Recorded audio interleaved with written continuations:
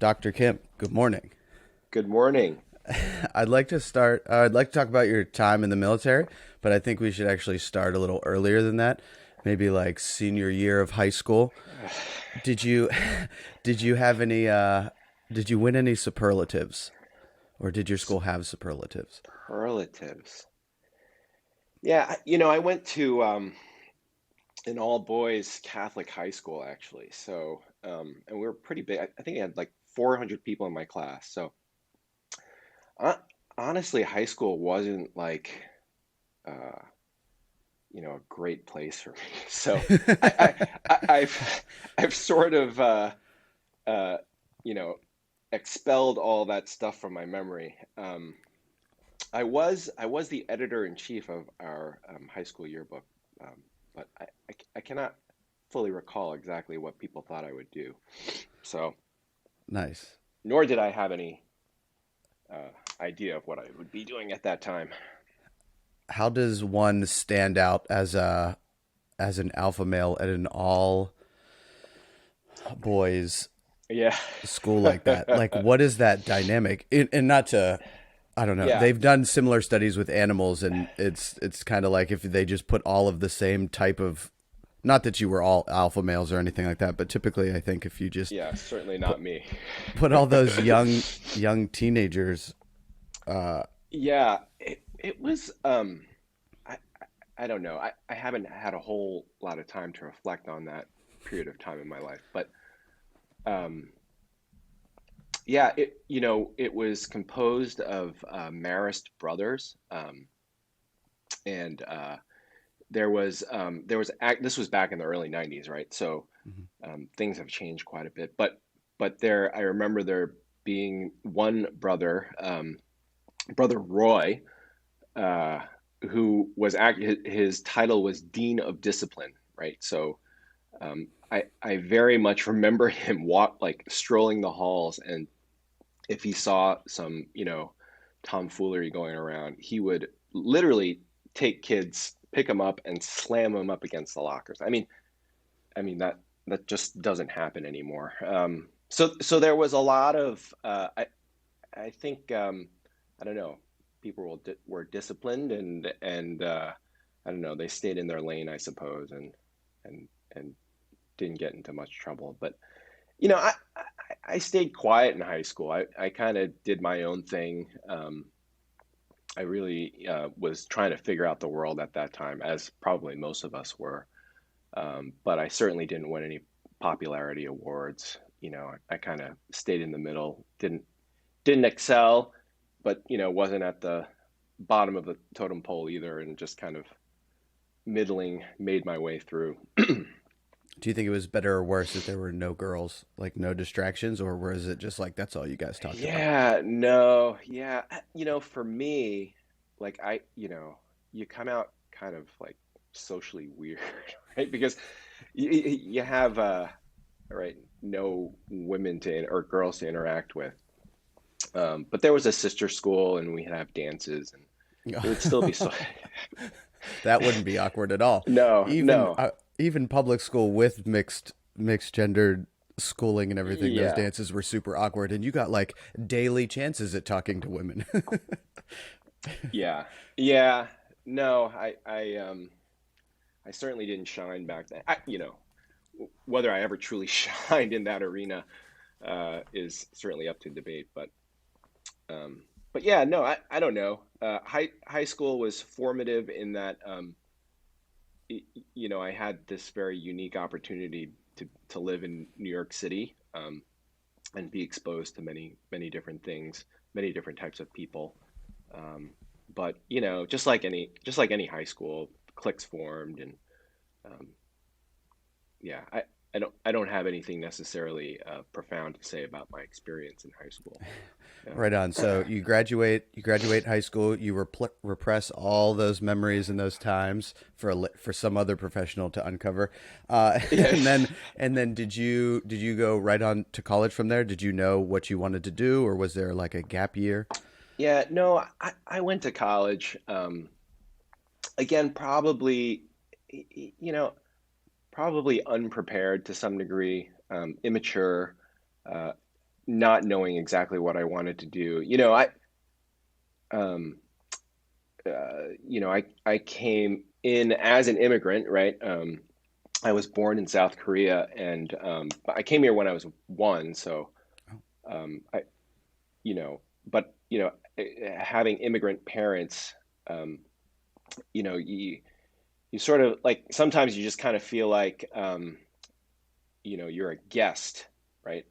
Early on, you don't, some of the things that people just naturally gravitate to, like uh, football. It's like, oh, why?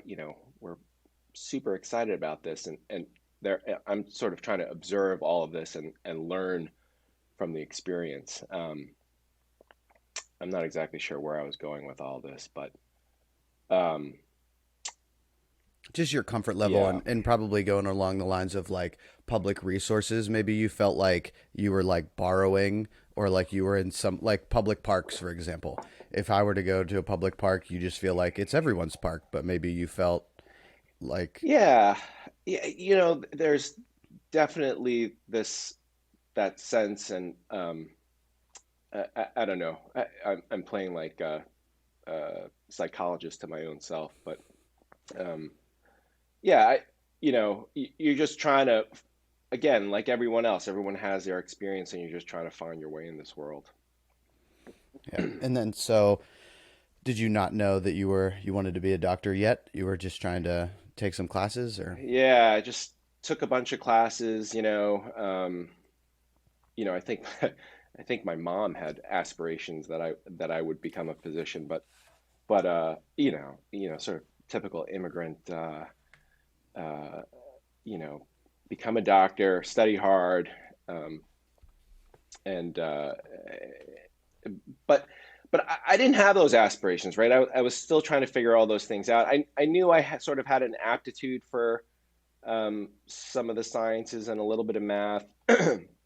And so I pursued those things in college early on. But I also, you know, I probably partied too hard my first 2 years of college, and didn't study enough. And it really wasn't until my junior year when I hooked up with a great mentor, who was a biology professor who, sort of shaped the way I thought about science and medicine. And I got involved in the research lab, and I worked, sacrificing mice and doing cell cultures, and learning the scientific process in that arena outside of the books. Um, and that's kind of where things really began. Um, I Shortly thereafter, I took all the prerequisite medical school classes to sort of check that box, and to satisfy what was expected of me. But I really still at that time had no preconceived notions of that's where I would be. Um, so you know, I think it was my senior year. I was still kind of flailing. I started doing better at school. I was more motivated, but I knew that I needed some time to really figure this out. And I thought, well, maybe I'd go and study and get my PhD in something like molecular biology or immunology, because those were truly where my interests were. Um, so I was in a computer. I'm really dating myself now. So back, in the 90s, they had like whole complete dedicated computer labs, right? I don't know if you ever remember this in colleges, but like just swarms of people just there using their computers. But it's a funny thought now. But I looked online. Washington Post had put some jobs out, and there was a lab here in Washington D.C. at the National Naval Medical Institute, which has since disbanded, but they were doing research in HIV, in adoptive immune cell therapy. So I sent them my CV. They said, come on down, take a look, talk to us, and I got a job. So I had a job set up for, post college life, still not knowing exactly what I wanted to do. Right. And then, uh, can you kind of go on a little bit further? You joined the military, right? Yeah, and so that Navy experience was really, you know, I I owe so many, I'm I feel real lucky, right? I owe so many of my successes to just sort of happenstance, chance, where I was at the time. And this job that I got, it's actually with the Henry M. Jackson Foundation for the Advancement of Military Medicine. Um, and and so I met a lot of military docs, and a lot of them were scientists, trying to advance the field. A lot of them did both bench work and clinical work. One of my mentors at the time, Wendy Bernstein, was a colonel in the Army. She sort of took me under her wing while working in the lab. She said, "Hey, Dan, um, you don't want to be doing this for the rest of your life. Come with me and let's go around in the hospital and come to my clinic and see HIV patients."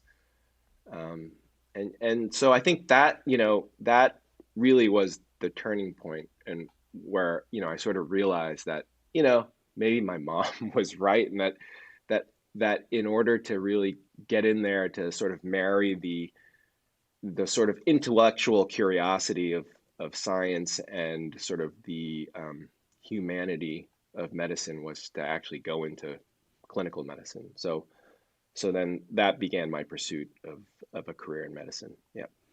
And then did you start it practicing on military, like only military, or did you have a mix of civilian and military? Yeah.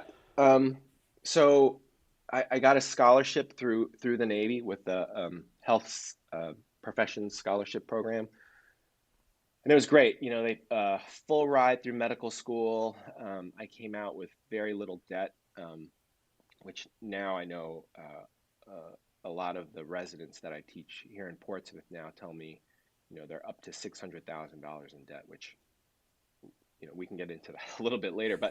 Um, but I was super lucky that I was able to find this path.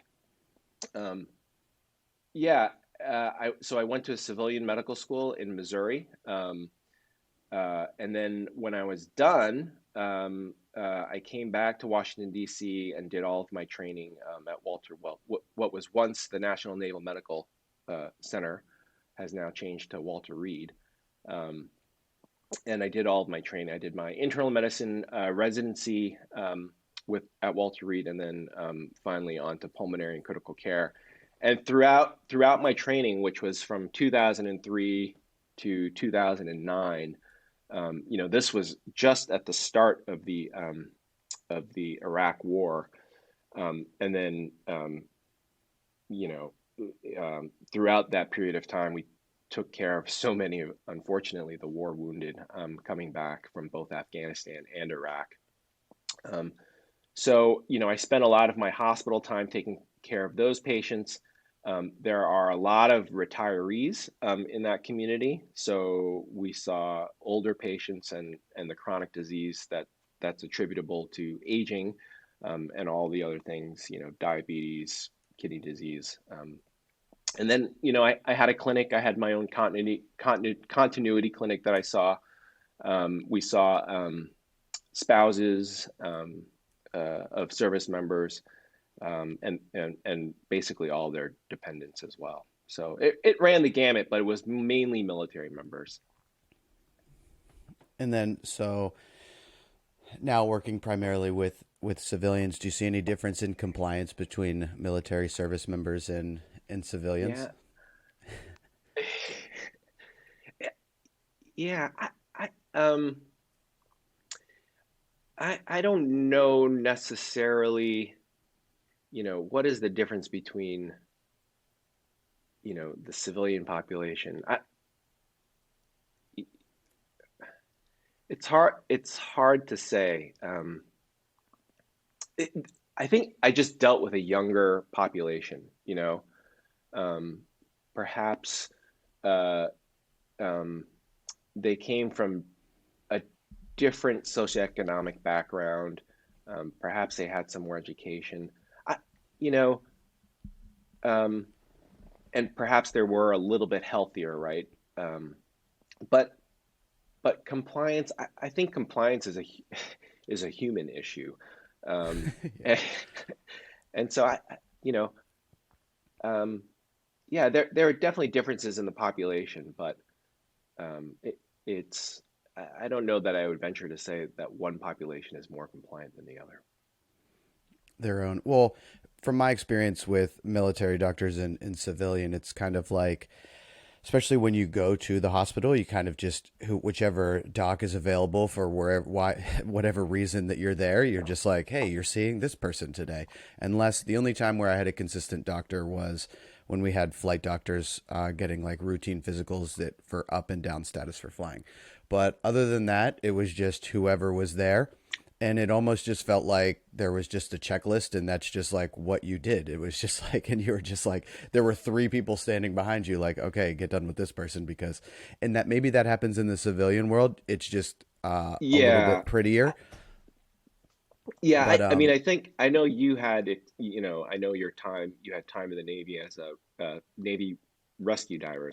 That's right? rescue swimmer, yeah, it was like air Res crewman, so we yeah, did a lot of things, but yeah.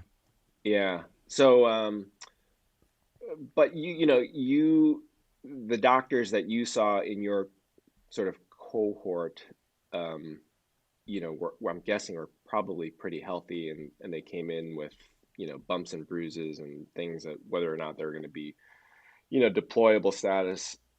When you're at a major MTF, you really do run the gamut. So you know, if you're in a training program, you have to sort of see all different sorts of pathologies, and um, so I did have my own continuity clinic. So throughout my 3 6 years of training, I saw patients over and over again.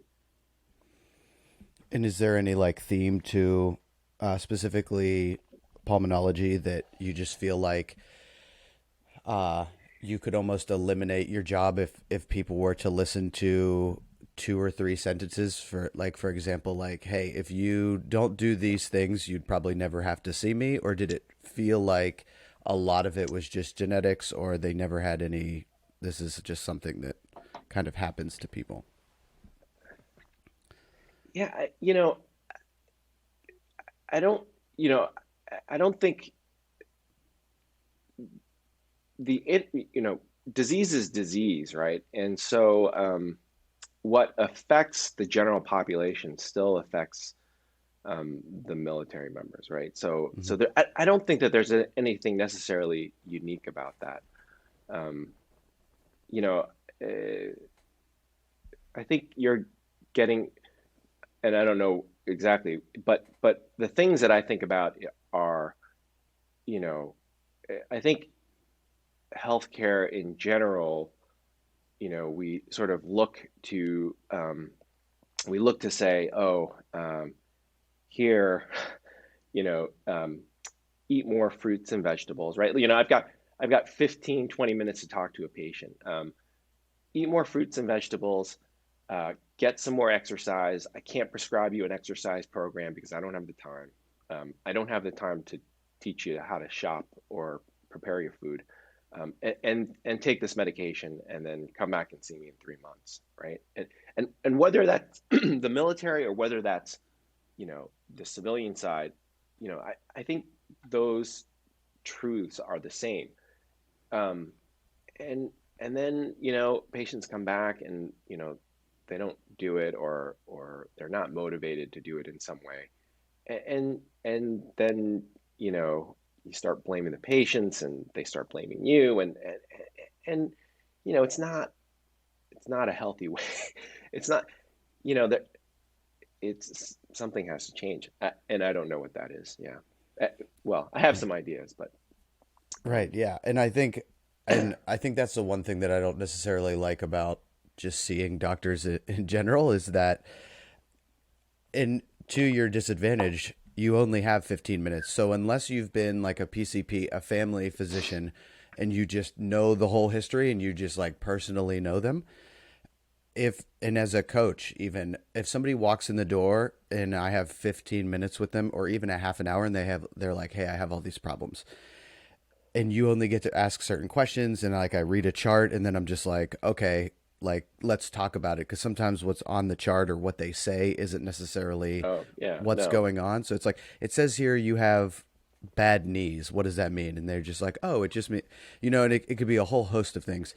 And they're like, and everybody that's going there is just looking for the answer that they want instead of like a process that they have to do now. So it's not just like take this medicine. It's like, well, you need to stop smoking. And it's like, I'm not asking you to, quit cold turkey, but these are the steps, and exercise and going for walks. But like 15 minutes, they don't necessarily care about you or feel the love that you may have for them, even if it's just that short of a time. Is that a pretty frustrating experience Oh, for you?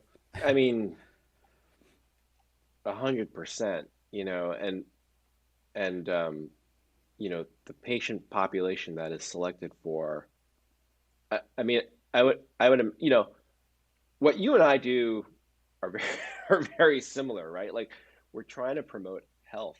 Um, we do it in different ways, and I think that there should be some marriage or intersection between the two, but we just haven't found it yet in a way that is doable in our current paradigm of medicine. Um, but but yeah, I mean that is supremely frustrating, and I have I have an older, I would say probably an older population of people that I see, um, and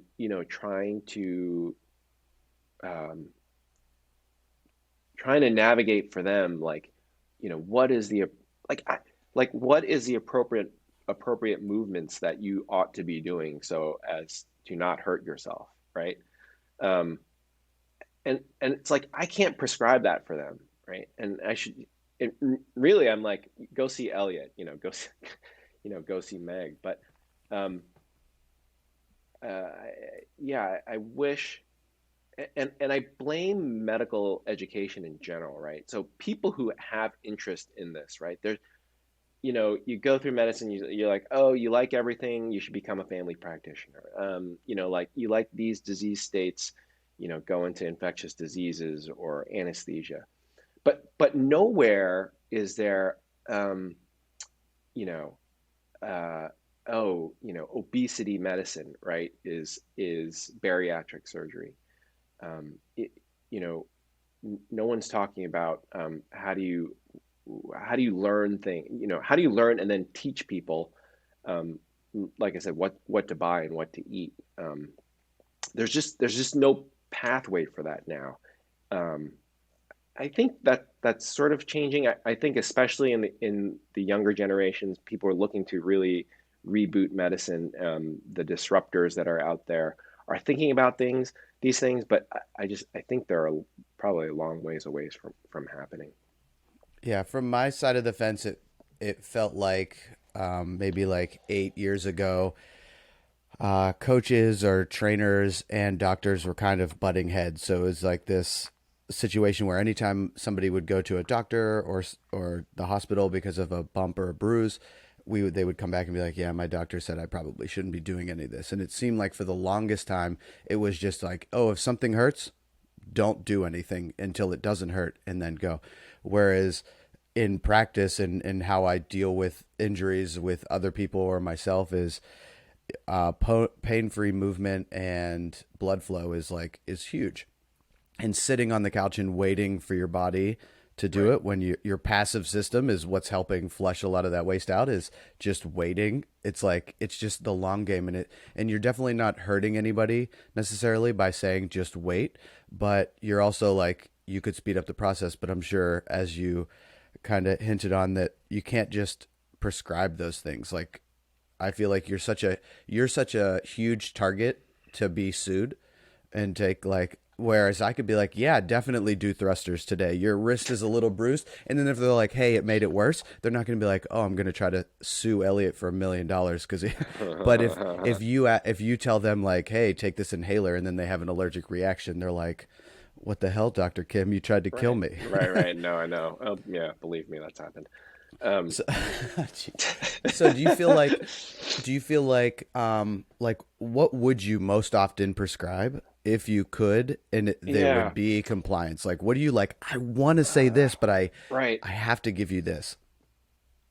Yeah, I think more and more. Well, I want to go back to, can I just, something that you had said about, butting heads with physicians in terms of like sort of the philosophy of how we should do things. Um, and and so Greg Glass, right? I mean, we all know Greg Glassman. For better or for worse, right? He was a disruptor, and um, he was really taking sort of the marriage of medicine and CrossFit. I think like that was his next great goal, um, and he did it by having physicians come in and do a level one, sort of, really having the people who are forward facing, right, who are facing the public and all of their chronic illness and disease, um, to try to figure out like how to best bring that prescription into offices across the country. Um, and I think, like that was the beginning, and unfortunately things happened, and he said some things, and now he's no longer in that space, and I don't, and so it's interesting because there is a CrossFit physicians group um, on Facebook, and that the sort of the energy I think that was there during Glassman's last couple of years sort of has died down. So I don't know what the plans are, but there were, thinking about it in that time, in the last 2 years, if I could prescribe something, I would, I kind of would size people up in the clinic, and say, like you said, are you gonna, if I tell you to do this, are you gonna come back to say, I got injured and this was the worst decision ever? Um, but I really feel that people should move, obviously, right? I mean that like sedentarism is what's going to kill people. So in order to help people when they were asking for help, I would say, oh, look into these different exercise programs. Yeah, great, swim, walk. And then I thought, well, look into CrossFit gyms, right? And I would select, just based on my gestalt and trying to size people up, um, I would I do that from time to time, but that's that's suboptimal, right? I mean, I should have a. It would be great to have a vehicle where, um, and I know that people are doing this, right? So there are physicians who have clinics within their gyms, right? So there's a way to do it, and people are pushing the field. Um, I see like little bits and pieces, and I have some optimism, but I think we're still far away. Yeah, I noticed that in the last 2 years was we were definitely getting closer to even having a conversation with somewhere like Exeter Hospital to even be, because I think from there, rightfully from there, they can't just be like, oh, just go to a CrossFit gym. They need to know who's there. And we started having like just very light topical conversations of like, oh, if I were to refer you a patient to you, like how could we track that and things like that of just compliance and so they could know what they were sending someone to. And Yeah, then it seems as though right now CrossFit Direction is kind of building the business as opposed to yeah, working with right. hospitals, which can be a good thing and a bad thing. It's almost like maybe a step back, it becomes a bigger entity, and then maybe we can start the hospital conversation again. But from my perspective, that seems like it has halted a lot. To Hmm. like, it seemed like Greg was really going after hospitals and doctors and trying to show them like, listen, the way I can see your frustrations and we can fix Exactly. this and it's easy, but like I have to get all of you on board and it's going to take a lot of time. Right. Yeah, I do feel like, yeah, the that sort of forward momentum has sort of died down a little bit. Um, yeah, it's interesting. I know, and I know that there are hospital systems across the country that have actually put CrossFit gyms into the actual physical space of the hospital. So, yeah, I think these are interesting times for medicine, and um, I still like to think that, yeah, I'm still on the front nine of my career. I'm always constantly trying to figure out what's the next thing, and how I can be a part of it. If you're not growing or sort of pushing yourself, then you're sort of you resign yourself to the fact that you're just going to coast, and I don't think I'm ready to do that just yet. Yeah. I haven't figured it out exactly what it's going to be, but I'm Yeah. thinking about it. You got some time. You got some time to figure it out. All right. So this next topic might get you a little riled up, but that's okay because that's why we're here. But I'd like to talk about the two-part COVID-19 Yeah. and the COVID-19 response. And I think they are both very different and both deadly and Yeah. intense, right? So, as a pulmonologist in a pandemic, in a respiratory pandemic, most primarily, Right. thoughts. Yeah. That's And obviously, there's a real. lot of phases of thoughts. Like when it first came out, and then it's like we're six Sure. months in, and then now we're like at the end of it. If you look at the Hmm. charts, we're Yeah. like hitting the bottom, Yeah. luckily, and It's stuff. Yeah, so great. It's so great. Right. yeah, Yeah. I mean, this is a this is a topic that is near and dear to me, as it is for most people. I think we all suffered through this in some way together, and separate. Um, but yeah, so early on, I was watching reports in December and January, kind of trying to figure out, well, what's going on with this? And I remember vaguely SARS CoV-1 in the early 2000s. And there was some fear and discussion and talk about that at the time, but fortunately that never took off, and it was contained very quickly. Um, and then I remember also I just finished my training, the H1N1 pandemic, which also caused a lot of harm and destruction. But I specifically remember at that time, I think, I worked an overnight shift, and then that next morning, and I saw a bunch of people on ventilators from this horrible flu, that we were having at the time. Not a pandemic, or um, but it was not to the scale of obviously this. I got on a plane and went to Park City and did some skiing, I think, and so this all of a sudden then in February, actually, excuse me, on the CrossFit Facebook website, there was an Italian physician who posted something, and he was like, his hair was on fire, and he was like, "This is not good," right? And I was watching the reports out of Italy at the time too, and uh, I was watching some other physicians who had differing opinions, right? Because I think initially, um, the the bigger institutions, got it wrong, and people were certainly signaling that this was going to be a problem. There was going to be 100,000 deaths or more, and which ended up happening. Uh, and so I got on the bandwagon of, look, this is going to be a problem. We need to prepare for it. Um, and and sure enough, by March, and I remember very distinctly March 13th, if you have a child in the school system, they said, "Oh, we're going to be off for a couple of weeks." But I knew at that time, I was like, this this virus has seeded the population to a degree that we are not going to be able to control it. And you were What? getting your information not from like CNN or Fox News. You were getting it from like peers and colleagues from different Yeah, places, or were you I also mean, watching the news?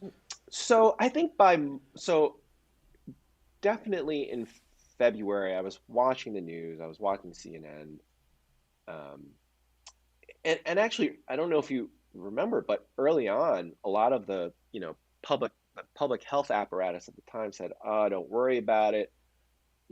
It's going to be fine." They actually they did, go back. They did play it down. And there were some people, Marty McCary, who's a surgeon who's in the School of Public Health at Johns Hopkins, wrote an article. I can't remember who he wrote it for, but he was very much saying this is going to be a problem, and this was kind of poo-pooed. But then weeks later, it was clear that this was going to be a problem. So yeah, I look for multiple sources, and he wrote in a major publication, right? But a lot of these things don't gain traction, and some of them are in op-eds, and um, but it just intuitively felt different, um, and just knowing sort of the how healthcare broke in Italy. I don't think that's something we uh, ought to have ignored, and I don't, and at least by that point, I think people were really, you know, battening down the hatches here in America. And sure enough, in March, New York City became overwhelmed. And yeah, so I guess to get to your question, yes, I look for multiple sources of information to try to inform my opinions. And then, so do you think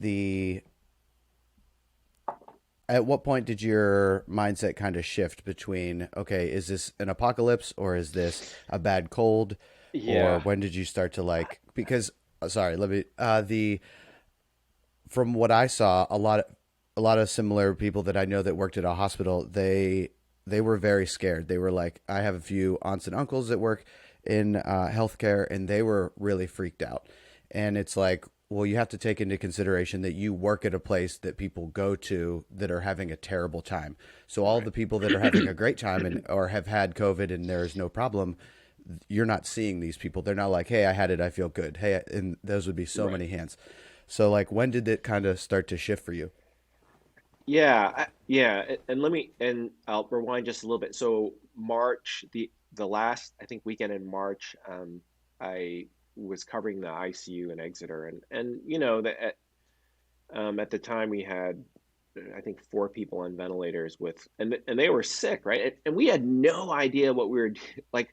We had no idea what we were doing, and I remember getting sign out from my colleague, and we were both scared. I mean, um, it was the beginning, and because we didn't know anything, we were operating blindly. Patients, loved ones couldn't come into the hospital. People were dying alone. People are still dying alone, unfortunately. We didn't know if we're implementing the right uh, interventions, right? Were we intubating people too early, or were we giving the right medications? Does this act differently than other sort of pathophysiologic processes? And so all of these questions were swirling around in our brains, and then just the fear, right, of getting it, because we didn't know what the case fatality rate was going to be at the time. The fear of bringing it home, right? We didn't know what this was going to be like for kids ultimately. And so anyway, so yeah, there was a lot of fear. Um, and I get that there's a bit of bias that obviously we in healthcare see, right? Because we see it up front, and meanwhile the vast majority of people, right? This is not going to be um, um, a fatal disease, and most people will have cold-like symptoms. But I would say that, you know, it ought not to be ignored either, right? And so, this was a real threat, a threat to topple healthcare systems in the United States, and I would argue that it did in some portions of the country. And it was such a weird dichotomy, right? Because like I would go in January and February and see, right, like even Portsmouth Hospital, we had separate COVID units. There's no part of this country that went untouched, I don't believe. Um, and if you, I feel like if you weren't in the healthcare setting, you could go through this pandemic really sort of like, you know, there's What's the there's big not much deal? going on, right? Right. Yeah. Right, and I can understand that. Because I would come home and I'd go outside and like everything would be normal. But so I lived, I lived in these two worlds. But yeah, the, it was serious enough to warrant a lot of the fear, especially early on, I think. It's not a benign thing, right? Especially for the older population and people who have chronic disease.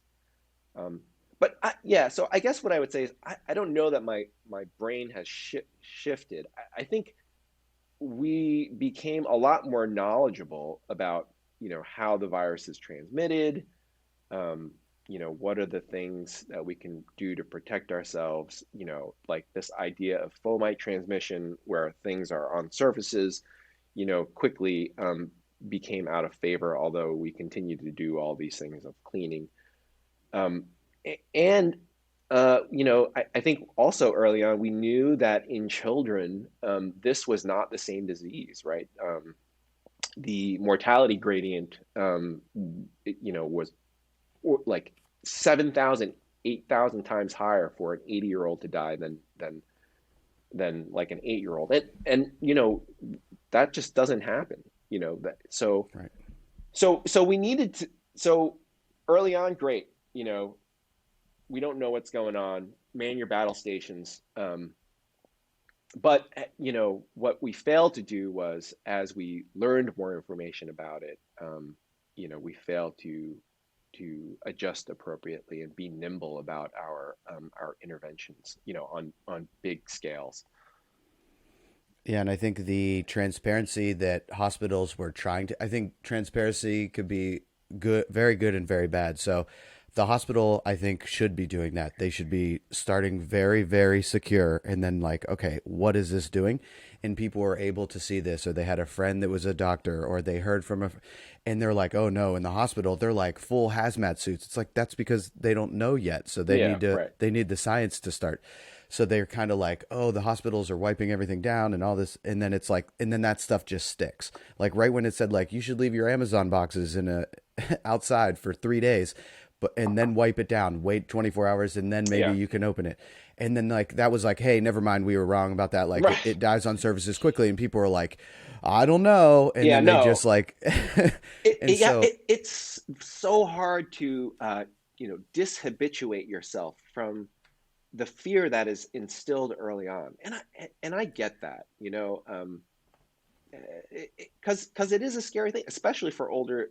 I'll say that again, for people who have chronic disease, and your risk of bad things happening is so much greater, and so yeah, but we failed to shift. Like, you should be eating your food, not disinfecting your food, all those sorts of things. Um, there was a I don't. huge moment. I think I watched on TV. I don't think it wasn't really blown up, but I think Dr. Fauci was talking. He was speaking about something, and someone said, "Well, what about food? Can it?" And this is at the time where we're like sanitizing everything. It was like, and they were like, "Well, what if somebody's preparing my food and they potentially are asymptomatic, and then they have it? Can I get it through that?" And you could tell he kind of thought for a second. And he was like, if I say that you could get it from food, like there goes the food industry, right? Because then who would, because like the takeout industry was booming then at that point. You Right. were like, oh, we're ordering food. It's safe. Like people can come to my door. But if he would have said, like, technically you could get it transmitted through food, it would have been like, Yeah. So that was, I'm glad he said that.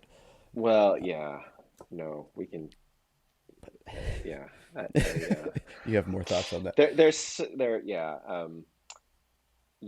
I think these institute, and you know, Fauci is a giant in medicine, right? Like he's a public servant, and um, but he's human, right? I mean, I think he got some things wrong. I think he got some things wrong early on, um, and unfortunately, this has all been so politicized, right? And so Yeah, that was probably the worst part. people, yeah, and we couldn't take these arguments for face value, right? It's like we reflexively, you know, people just dug in. We reflexively just said, okay, if one side says this, I'm going to say the other, Yeah, regardless of, if you question masks, you're Republican, you support yeah, Trump, and uh, you hate Mexicans. Like it's just like, and you're like, I whoa, no, know, I was just right, asking if this makes sense. Like if I, exactly, right. So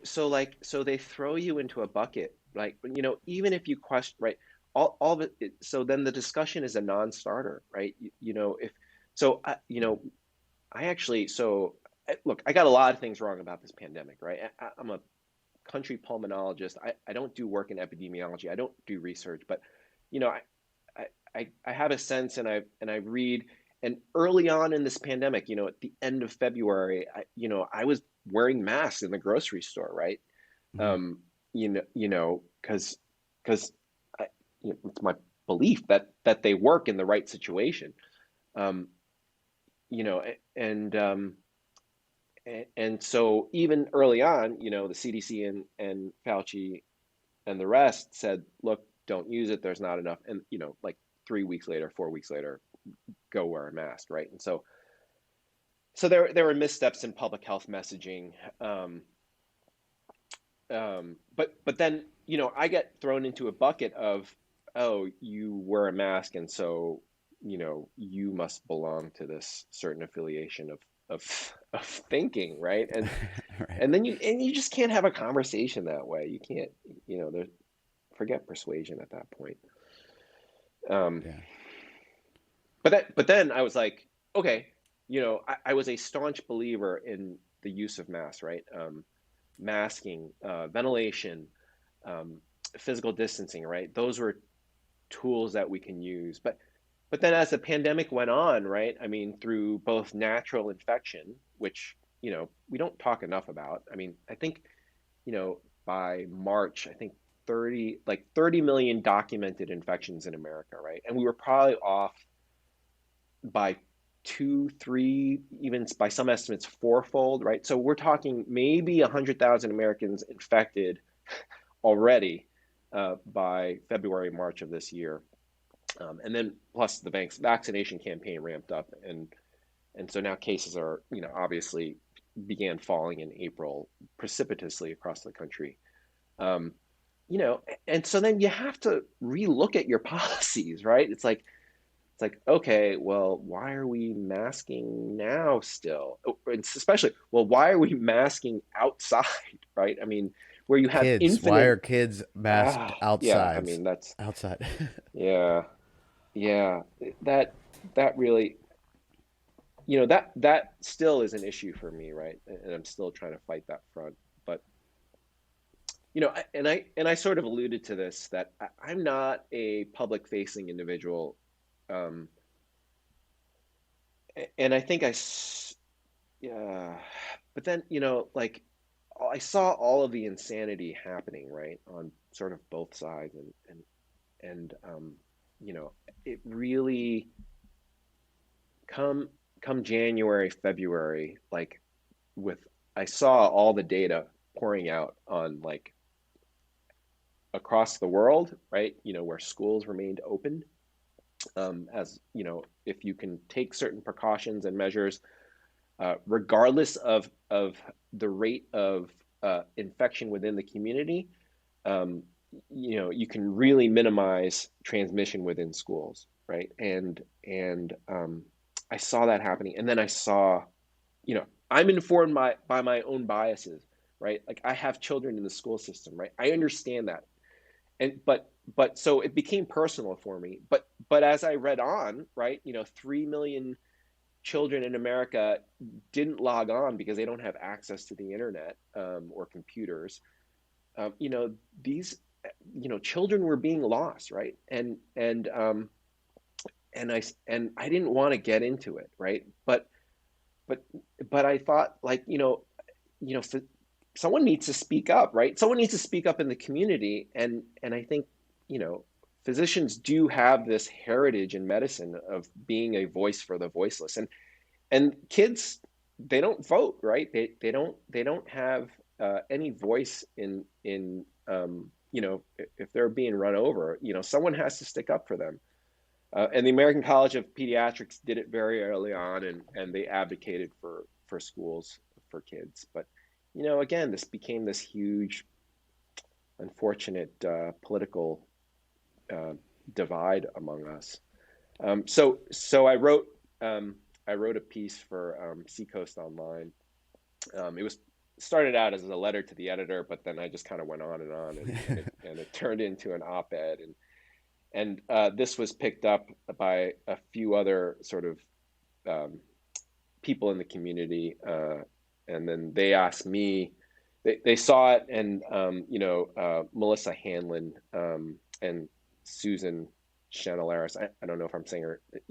They're just parents in the community, right? Who said enough is enough, and they did a petition. They petitioned the schools. They organized a forum of mental health providers, to say, hey, look, these are some of the harms that are being done, right? And then, but what was weird at the time is then they chose me, or they asked me to come talk about, safety in schools, and so, like, the forum discussion was about mental health, and then here's me, this outlier, just going to be talking about why I think it's safe to go back to schools, and so I, I felt a little bit uncomfortable doing it, but we did it, and I hope that we changed the course of how things, perhaps accelerated the pace, and now kids in the SAU 16 school district are back full time. Yeah, I think it's extremely difficult for you. I think if you were to say like, "Hey, kids aren't dying from this," even if every single kid in the school system gets it, there's a really really high chance that they'll just get maybe sick. A lot of them won't. I know a lot of kids around like the 12 to 15 range that got it, and they only knew they got it because they were getting tested, and then they found it, and they were like, "Oh, I was tired one of the days." But if you say something like that and one kid dies, you Yeah. killed a child, and then or it's just like people are like, and they may not like outright say that, but Oh no, they will say that. They, it's just so. But I could be like, guys, listen, we don't need to. Let's just, as long as you're healthy and you can run an 11-minute mile, this disease probably won't touch you. It might make you sick for a couple days or maybe a yeah. week, but there's a good chance that you're going to be fine. And people be like, "Oh, Elliot was wrong." If I was wrong about something, or "Oh no, you were wrong," and it was just like, "That's what you Yeah. get for taking advice." So yeah, Yeah, I definitely had to ride that fine line, because yeah, people accuse you of being, oh, you don't care about children, you don't care about children's deaths. yeah. You know, Instead of poking at you and saying like, "Hey, can you help me understand what you meant by we don't need to mask kids outside?" They would just say like, "Oh, he's for right. killing children." Yeah, right. I know. These attacks are, I don't know. I think, and you've touched upon this, I think, with your other guests, which I've really enjoyed watching, and I hope that I've added something to this conversation. I think Um, so. but you know, the whole social media aspect, right, you know, of getting information, what's the right information, doom scrolling, you know, um, I'm complicit, and I definitely went down that rabbit hole. And to some, and I think, I told myself, after today, I'm just gonna expel these apps on my phone, and so that I can't do at least, unplug for a while. Like you said, this pandemic is ending. Um, I think we have to credit, and a lot of people, people are going to have different ideas about this as well. But you know, I've been highly critical of the pharmaceutical industries, in my profession. But I think they got it right this time, right? If you asked me in October of last year whether or not we were going to have an effective vaccine that was going to be safe, I'm like, this seems it's not going to happen. But the press release came out in November. The data was out the end of November, early December, and I went through it, and and it was a well designed. There were well designed studies, and then now moving forward, looking at the data of safety and efficacy, you could not have asked for anything better. Um, so I think it's a testament to science and humanity, and the intersection of the public and private sectors to have gotten to this point. You know.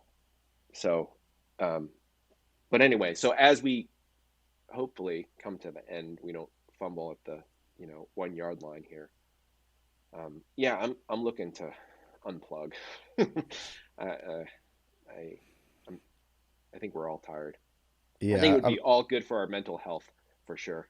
absolutely. I'm in the fortunate situation where I can start reading Facebook and I see all of the inflammatory things and I'm like, whoa, everybody's so up in arms about this. But then I have such a mixed bag community of people living so many different lives. And I can kind of like, I'm a little bit of a shit starter. So I could kind of bring up topics and just see people's reactions. And what I was noticing was what was like really big inflammatory things on Facebook when you talk to people or bring it up. Almost everyone was on the same page. The only time that they had like the knee jerk reaction was because it was almost like if they had just got done reading it or they were on a call about it and they quickly wanted to swing to like Trump supporter, Democrat, all this like Yeah. or all that. And then once you kind of like poke at it more, people are like, "Oh, well yeah, of course like, let's just be smart about it. Let's use logic instead of just being like this or that." Like so, Right. Yeah. luckily, I think the reality of it is that people aren't as extreme as they are on Facebook and that it's just a breeding ground for craziness. It's just Yeah. so easy. So much context is lost. It really is. And that was really interesting too, because you know fear gets a lot of clicks, gets a lot of eyeballs. So does uh anger. Fear ain't right. I mean the whole model is based on division, right? Anger, anxiety. Post a picture of your family on top of a mountain with like a group photo with all of you smiling and see how many likes you get, and then post a blog article that you wrote that says that the headline's like if you wear a mask you're stupid, and just see Right. what gets more. You Yeah. having a great time with your family or you having an opinion about masks. Yeah. Yeah. It'll be interesting to see. I mean, I think it really is terrible for our mental health, because it's designed to be addictive, right? Um, and, you know, 10, 15 years from now, are they going to be sort of in the same pool as Philip Morris and cigarettes? Maybe. Um, It's like you guys didn't regulate that Pepsi, stuff. Coca-Cola. Yeah. Yeah, Yeah. Pepsi Coke. All right, so what do we do for SARS CoV-3? Oh What man. would you recommend without getting sued? Yeah. Right. Yeah, like I said,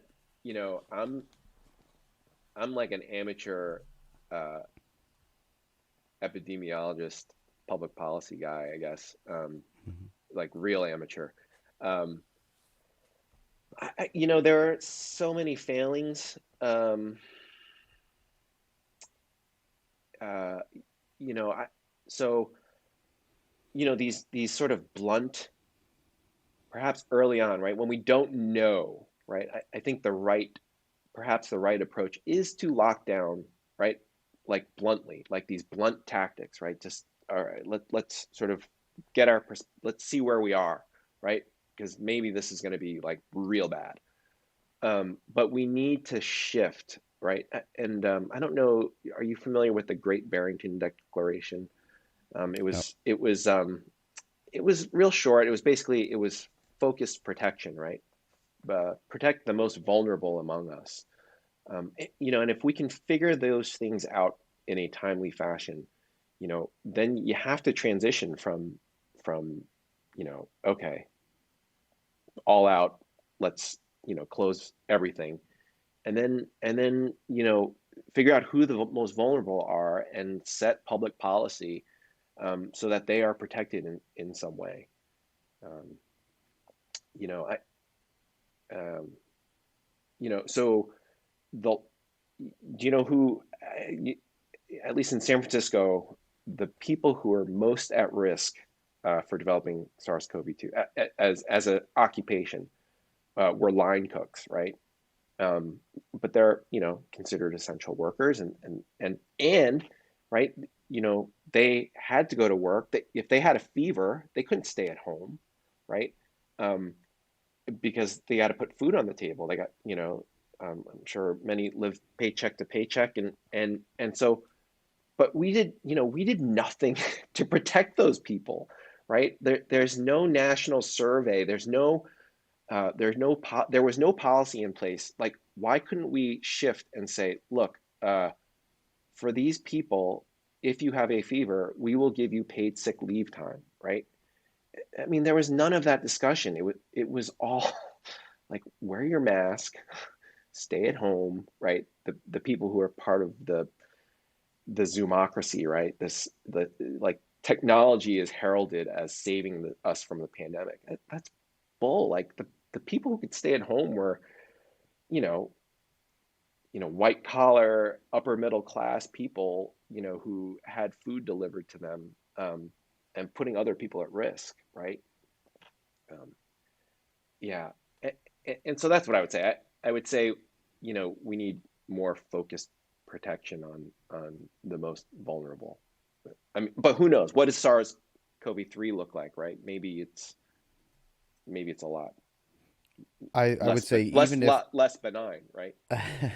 let me recommend some things and then you can you can either agree or disagree. But I think let's just assume that there's a strong case that SARS-CoV-3 does come around or something very similar, very highly transmissible. But even though if it's super transmissible, it's usually not super fatal, and then the other way around. But um, I think from an individual level, I think that taking your health, I think if you went through this whole pandemic and with everything, regardless of what side you were on, and you're not currently taking on like a physical activity thing and then like at least looking at your food, I feel like you really missed it. Like the main thing, and this is just my opinion. I think Sure. that if you're like, wow, that was crazy. I'm glad we got a vaccine. I can go back to normal. And then your normal is just sedentary lifestyle or just the the caused chronic diseases. So like, morbid obesity and diabetes, that type 2 diabetes that was like formed over poor eating. I'm not speaking specifically on like genetic or anything like that. Like, but and I think those cases are more rare. I think a lot of the chronic diseases that are affecting from, and this again, my opinion, but is self-inflicted. I think a lot of it is self-inflicted vulnerabilities to COVID. And I think if you start being more active and you eat, and what does more active look like? Literally anything. Like get an Apple Watch or go on YouTube or Google and type in fitness and just pick the first link and do the men's health workout if you don't have and you just, and then we may not have to lock down for COVID-3 because it's like oh, hey, there's a flu like symptoms going around, but it's not that big of a deal. I truly think that if 10 years ago when we were looking at the obesity rates and we're like, wow, that's crazy, by 2022 or 2030, 30% will be overweight and, you know, 15% are morbidly obese. That's crazy. Like, obesity's going up. We should do something. And then this disease hit, and then it was just like, wow, this is a really big problem. I think if 5% of the population was obese or overweight, we might not even be talking about COVID. Yeah, I, I'm Feel gonna, free to disagree, please. yeah, I'm gonna, I am gonna push back here a little bit.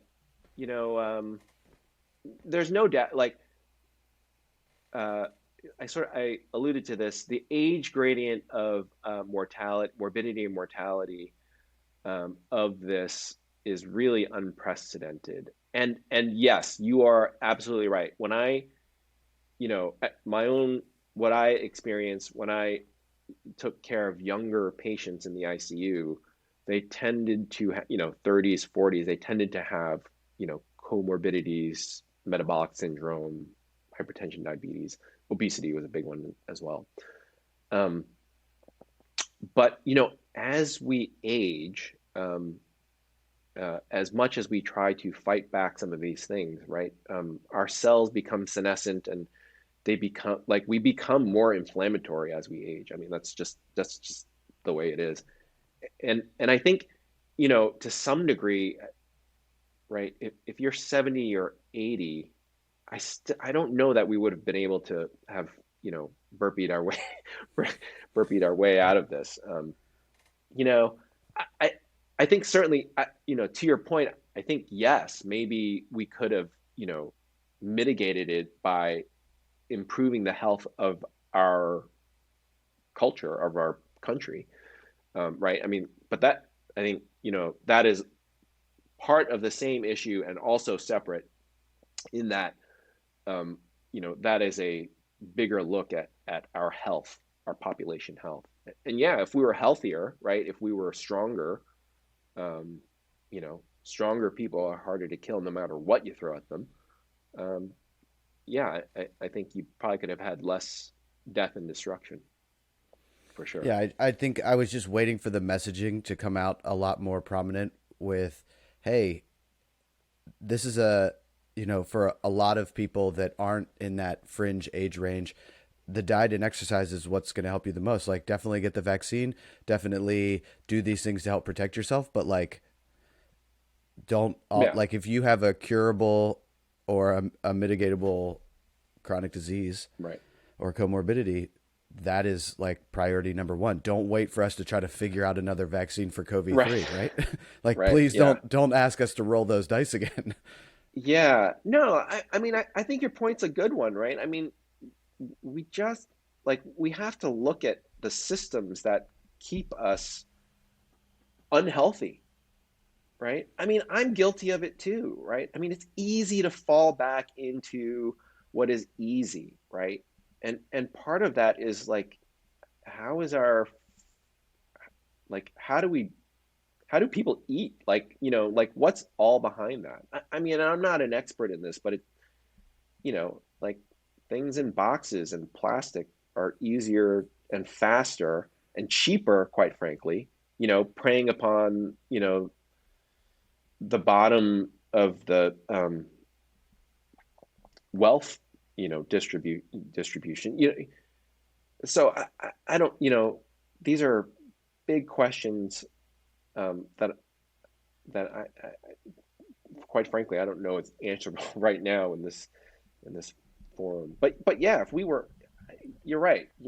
We just need to be healthier overall so that when things like this come and targets this sort of inflammatory cascade in people who are already predisposed to that, we'd all be better off for sure. Absolutely. Any final thoughts? Final thoughts. Anything you wanted to talk about? Yeah, no, the, you know, I just um I think we're looking at a great summer. I think Sure does. I think we're already seeing it. We're human beings, right? Like our most basic primate needs are to be social, right? And for the last 16, 18 months, for a lot of us, that has been stripped away. Some of it has been self-imposed, right? Some of it has, it was dictum from a higher power or source. But I think we're coming out of this, and it's gonna, we're gonna be seeing people smile, and we're able to communicate without, being muffled through masks, and yeah, and so I'm optimistic for the next few months to years, and hopefully we've learned something. I don't know, but hopefully we've learned something from this experience. I hope so. I definitely hope so for COVID-3's sake, you know. Yeah, I know. Hopefully it's not going to happen in our lifetime. Well, maybe, yeah. All right, hold on. Let me stop recording.